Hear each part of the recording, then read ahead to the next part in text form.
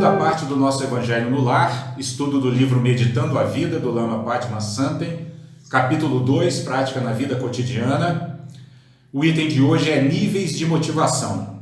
Um item, pessoal, super interessante, porque a motivação é a base do caminho espiritual, né? A motivação é aquilo que direciona a nossa energia para que a gente realmente se empenhe nesse trabalho de autoaprimoramento interno, de superação de todas as emoções perturbadoras que obscurecem a nossa visão, não permitindo que a gente extraia das nossas experiências o melhor que elas podem nos oferecer em termos espirituais, né?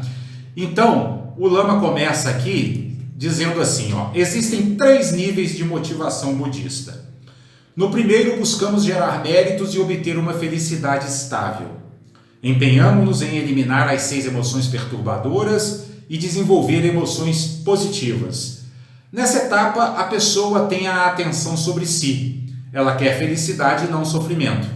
Como consequência, há um limite do que é possível avançar. Depois de praticar longamente sobre essa perspectiva, a pessoa se dá conta de que todos os outros seres estão em situação idêntica e que o universo inteiro está submetido à impermanência, aos ciclos incessantes de felicidade e sofrimento. Ela desperta sua sensibilidade em relação aos outros, percebe que sua felicidade está ligada à sorte dos outros seres. Assim, a maturidade desse primeiro nível conduz ao reconhecimento dos ensinamentos que falam da inseparatividade de todos os seres e de todas as coisas. Então, percebam aqui, pessoal, que coisa interessante nesse primeiro parágrafo, né? Na primeira parte do parágrafo, o Lama fala sobre o primeiro nível de motivação, que é aquele em que a pessoa, o ser, ao perceber que as emoções perturbadoras que habitam nele, que são orgulho, inveja, ciúme, desejo, apego, carência, todas essas emoções perturbadoras são um obstáculo à sua felicidade. Então, esse é o primeiro nível de motivação. É quando a pessoa, ela de uma certa forma começa a perceber que buscar felicidade no mundo externo não vai levá-la a atingir o seu objetivo. Por quê? Porque o mundo externo é impermanente, né?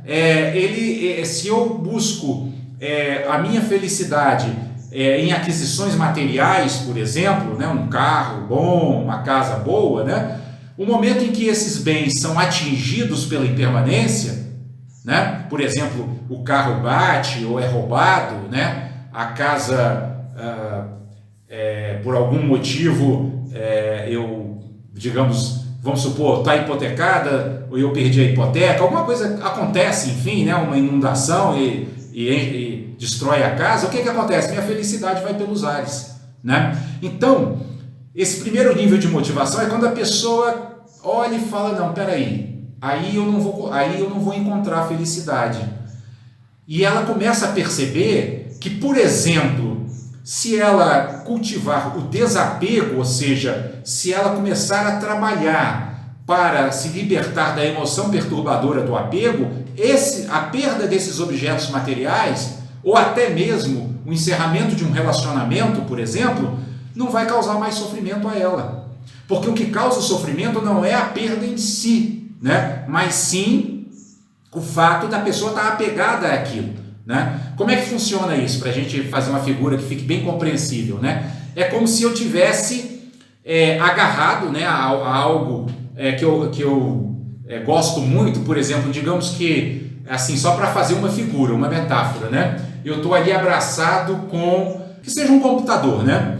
Aí o computador é atirado ao mar e eu me abraço a ele e vou junto com ele para o mar, né? Por quê? Porque eu estou apegado a ele, não quero perder e vou, né? Vou junto e acabo me afogando porque eu me recuso a abrir mão daquele objeto. Então, essa comparação eu estou fazendo para a gente entender assim, o apego é como a gente está abraçado numa bola de ferro, ser atirado ao mar e está tão apegado a essa bola de ferro que a gente não solta, a gente morre afogado, mas não solta, né? Então, quando a gente cultiva o desapego, é como se a gente soltasse a bola, né? Soltando a bola, o que acontece? Eu posso ir lá para a superfície e respirar, né? Volto para a superfície e respiro. Do ponto de vista espiritual, é como se for, comparando, né, o ponto de vista espiritual, interior, se eu me desapego, eu não sou arrastado pela perda do bem, ou seja, o fato externo não provoca em mim uma resposta automática. Por quê? Porque eu cultivei um nível de sabedoria que me permite não me deixar arrastar pelo que está acontecendo externamente. Nesse caso aí, qual foi o nível de sabedoria? Eu consegui perceber que, embora eu deva cuidar das minhas coisas, zelar por elas, me apegar a elas não é uma boa coisa. Ou seja, eu zelo, cuido, faço o possível para que elas durem muito, mas aceito o momento em que algo fora do meu controle acontece e elas se vão. Sejam coisas, sejam pessoas, né? E aí, nesse primeiro nível de motivação, o que a pessoa percebe? Ela percebe que quando ela se desapegou, quando ela conseguiu superar a emoção perturbadora do desapego, as coisas lá fora não mais a fazem sofrer, né? Ela tem a perda, mas ela continua inteira e inclusive com energia para readquirir ou reconstruir o que for preciso, né? Por exemplo, se ela conseguiu cultivar o desapego em relação a um relacionamento que tenha sido interrompido, né? Não sei se vocês já viram, primeira fase da separação, a pessoa fica ali sofrendo, chega um momento em que alguma coisa muda. Ela continua separada, mas alguma coisa muda. E ela simplesmente não mais sofre com aquilo. É o que? Ela conseguiu superar o apego. Ela soltou a bola de ferro e conseguiu respirar, né? Então há um momento em que a pessoa descobre isso e entra nesse primeiro nível de motivação. Ele fala assim, então agora eu vou trabalhar mais para purificar o meu interior, porque vale mais a pena, porque eu conquisto uma felicidade mais duradoura, né? Por quê? Porque eu conquisto uma resiliência, né, que vai fazer com que eu resista às perdas em qualquer circunstância da vida onde a perda aconteça. Então, como eu estava dizendo, né, primeiro nível de motivação é esse em que a pessoa descobre que ela vai encontrar a verdadeira felicidade, a felicidade genuína, trabalhando sobre seu interior e não buscando essa felicidade em objetos externos. Mas aí, nesse mesmo primeiro parágrafo, o Lama diz que depois desse primeiro nível, né, a pessoa vai perceber também que todos os outros seres do universo, e aí, do ponto de vista budista, não são só os seres humanos, são todos os seres, eles estão fazendo a mesma coisa que nós estamos fazendo, buscando a felicidade e evitando o sofrimento. O Lama Santa, ele costuma dar até um exemplo da formiga, né? Quando a formiga vai lá no nosso açucareiro buscar açúcar, né, para levar para o formigueiro, para ela mesma comer, ela está buscando a felicidade, né? Ao modo dela e com a visão de mundo que ela tem, né? Agora, só o ser verdadeiramente iluminado, aquele que superou a ignorância, vai saber realmente buscar a felicidade onde ela realmente pode ser encontrada, que, como nós dissemos, na purificação do nosso mundo interior, né? Então, nesse segundo nível de motivação, a pessoa descobre isso, né? Ela descobre que existe uma grande conexão entre ela e todo o universo, né? Ou seja, o que ela está fazendo, buscar felicidade e evitar sofrimento, todos os seres estão fazendo também. E ela começa a desenvolver, além de uma motivação de se purificar interiormente, ela começa a desenvolver também um desejo de ajudar os outros seres nesse caminho, né? Então ela começa a desenvolver o amor e a compaixão, né? Ela começa a querer também que os outros, como se fosse assim, ela quer atingir a iluminação, ela quer atingir a perfeição espiritual, mas com o objetivo de que, ao fazer isso, ela possa trazer benefícios de maneira ainda mais eficaz para os outros seres, né? Porque nós também não temos como ajudar os outros se estamos mergulhados numa ignorância, né? Nós não podemos ajudar ninguém a ver algo que os nossos olhos não veem, né? Não podemos ajudar ninguém a ouvir ensinamentos que nós próprios não aprendemos a ouvir, né? Então as duas coisas nesse segundo nível, elas caminham junto, né? A pessoa sabe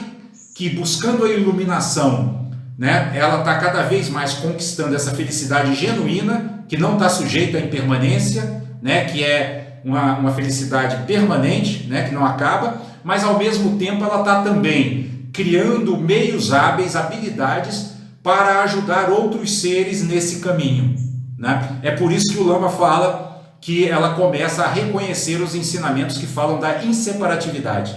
Tá tudo no universo está caminhando do mesmo jeito, buscando a mesma coisa, né? E a pessoa compreendendo isso, aí vem o que o Lama explica aqui no segundo parágrafo. O segundo nível da motivação budista começa nesse ponto e se baseia na compaixão. Ampliamos o foco que estava apenas sobre nós mesmos e passamos a incluir os outros progressivamente. A compaixão já é prática da onisciência e liberdade da mente ilimitada. É extraordinário que alguém se ocupe com os outros. Então, esse ponto, eu acho um ponto muito interessante, porque o próprio exercício da compaixão, ele é um exercício de transcendência. Por que ele é um exercício de transcendência? Porque transcender significa ir além, né? E quando nós estamos em estágios evolutivos ainda muito baixos, né, muito pequenos, a nossa tendência é estar totalmente fechado no nosso ego, né? A buscar a nossa felicidade através do que o budismo chama das preocupações mundanas, né? Ou seja, querer ser elogiado, não gostar de ser criticado, querer ganhar, não gostar de perder, querer ter prazer, temer a dor, né? Querer ser reconhecido e não gostar de ser ignorado. Então, a gente está preso, né, nos níveis de evolução inferiores nessas preocupações que fazem com que, na verdade, a gente não encontre uma felicidade estável, né? Por quê? Porque uma hora eu estou sendo elogiado, ok, minha energia sobe, daqui a pouco alguém me critica, porque as visões no mundo são as mais diversas, e nem os seres iluminados foram unanimidade no mundo. Jesus foi crucificado, né? Então, querer a unanimidade no mundo é buscar uma fantasia, algo que não existe. Então, se eu fico preso a essa questão, eu quero ser elogiado e sofro quando não sou, eu vou estar o tempo todo como uma hora eu estou lá em cima, outra hora eu estou lá embaixo, né? Uma hora eu estou eufórico, outra hora eu estou deprimido, né? E a gente vê o que acontecer? Por exemplo, artistas que conquistaram muita riqueza e fama, quando caem no ostracismo, alguns deles se suicidam. Por quê? Porque não conseguem lidar com o fato de não estarem mais sendo reconhecidos, não estarem sendo de uma certa forma ignorados e colocados de escanteio, né? Para vocês verem como o ego é uma prisão. Mas aí o Lama diz que a compaixão é o exercício da transcendência e da onisciência. Por quê? Porque quando eu começo a brotar no meu interior o sentimento de compaixão, eu começo a sair desse eu pequeno e olhar para o mundo em torno, né? Mas não olho para o mundo em torno com aquela visão de que, poxa, eles têm que me beneficiar, mas eu olho para o mundo em torno procurando ver quais são suas necessidades, né? O que eles precisam, como eu posso ajudar, como eu posso amparar. E aí brota uma fonte de felicidade inesgotável. Por quê? Porque o universo é infinito, ele está cheio de seres precisando de ajuda. E se a minha alegria se torna a alegria de prestar serviço, eu vou ter sempre como encontrar essa felicidade, porque vão ter sempre seres precisando do meu amparo, precisando da minha assistência, precisando da minha orientação, né? Ou seja, eu começo a acessar uma fonte ilimitada de felicidade. Esse é o ponto, né? Por isso que Jesus, embora tenha padecido todas aquelas coisas durante a sua vida, das quais a mais aguda foi a crucificação, em momento nenhum ele sofreu, no sentido que a gente entende. Em momento nenhum ele se afligiu. Por quê? Porque ele estava imbuído desse espírito de serviço. E até no seu último suspiro na cruz, ele prestou um serviço aos seus detratores, né, aqueles que o condenaram, dizendo: Pai, perdoai-vos porque eles não sabem o que fazem. Olha o que Jesus fez num dos seus últimos atos. Perdoou. Ele não carregou mágoa de ninguém, né? Ainda prestou um serviço para aquelas pessoas e se alegrou em poder mostrar para elas o exemplo do perdão, em poder mostrar para elas como que o perdão liberta. Então é por isso que o Lama aqui está dizendo, a compaixão é uma fonte inesgotável de felicidade. Até nas situações mais dramáticas, nós vamos estar bebendo nessa fonte, né? Mesmo naquelas em que aparentemente a gente esteja sendo maltratado ou ofendido ou qualquer outra coisa, mas no nosso interior a gente vai estar carregando aquela felicidade de eu estou sendo útil, eu estou ajudando, né? Eu estou servindo. E aí segue o Lama dizendo, mesmo em nossa condição limitada, a mente ilimitada opera o tempo todo. Não existem duas mentes. A mente ilimitada é a base das mentes limitadas. Quando a compaixão se manifesta, é como se o esplendor luminoso dessa mente ilimitada surgisse no horizonte, como a claridade que antecede o sol. Esse ponto, pessoal, significa o seguinte, nós não temos duas mentes. Nós não temos uma mente que é inferior e outra que é superior.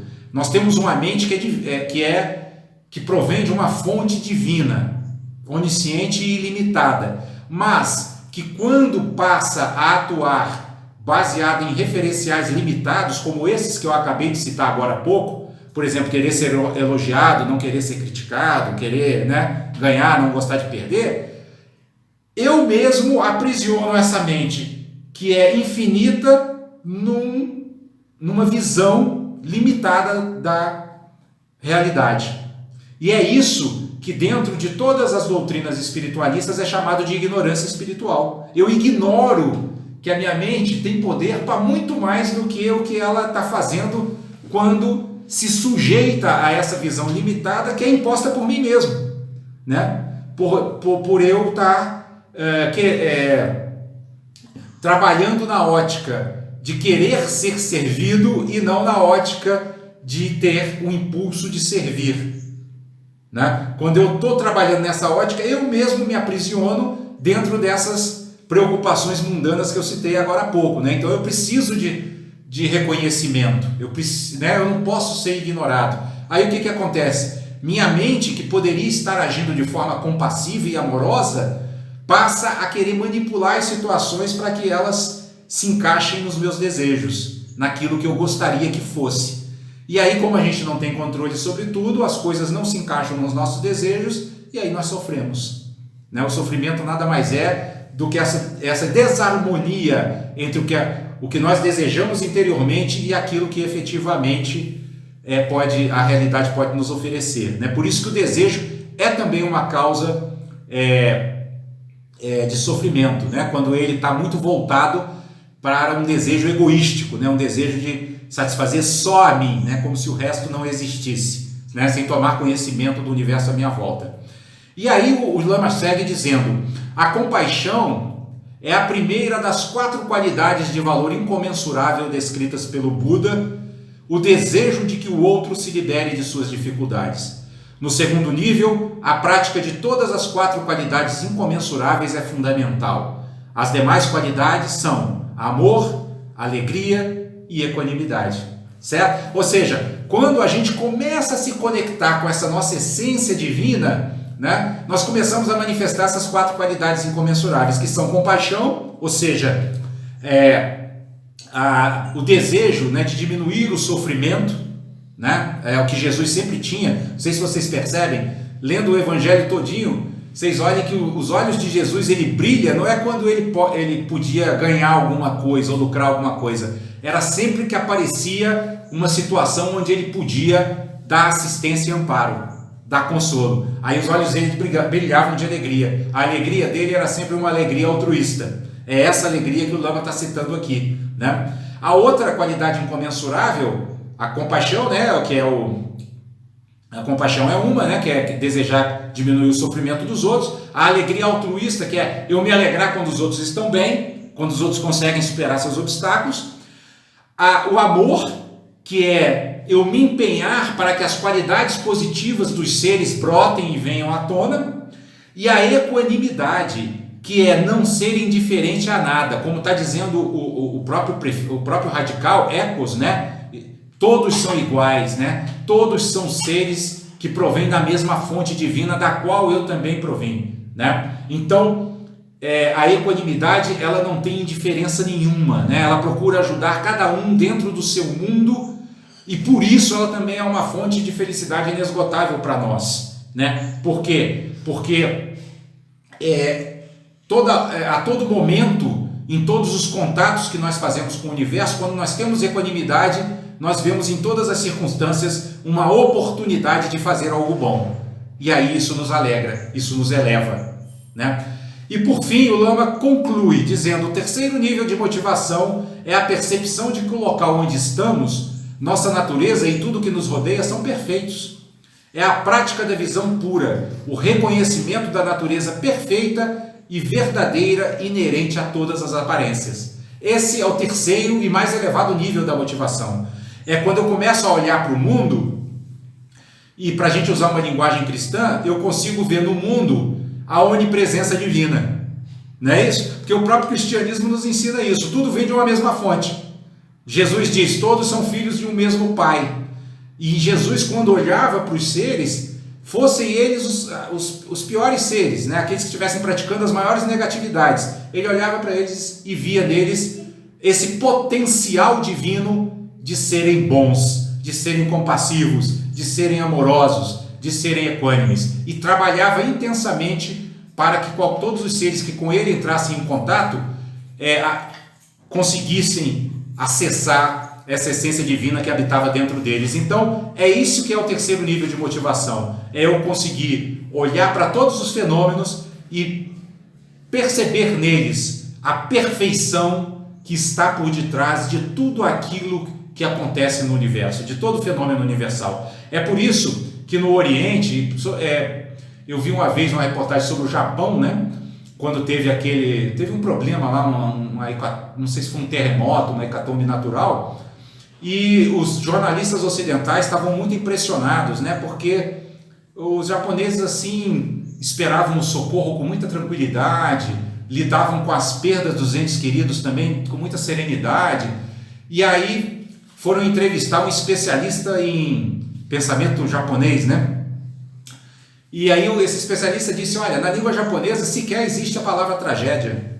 Sequer existe a palavra tragédia. Por quê? Porque eles têm uma visão, já assim por uma tradição milenar, de que eles estão inseridos num universo que está em movimento e que as coisas simplesmente acontecem, né? Então o que ocorre com uma visão como essa? Como ela é uma visão muito ampla, as perdas pessoais, embora tenham o seu peso, né? Embora tenham a sua importância, mas como elas estão inseridas num quadro muito maior, elas não viram uma tragédia, entendem? Então ninguém viu os japoneses lá falando: ah, meu Deus, minha mãe morreu, meu pai, minha filha, perdi o filho. Não, estavam entristecidos, mas sabe aquela tristeza moderada? Aquela coisa com equilíbrio e sem desespero? É por isso. Por quê? Por causa de uma visão de inseparatividade que de uma certa forma já está culturalmente enraizada na sociedade por força das tradições milenares que eles têm, dentre elas o próprio budismo Zen, né? Que é um budismo que ensina de maneira muito eficaz a lidar com dificuldades, com contrariedades de maneira serena e equilibrada. Então o terceiro nível e o mais elevado de todos aqui da motivação espiritual dentro do budismo é exatamente esse nível, que é o nível de saber ver em tudo a perfeição divina. Ou seja, é a realização da própria onipresença divina através da minha visão purificada por uma motivação correta.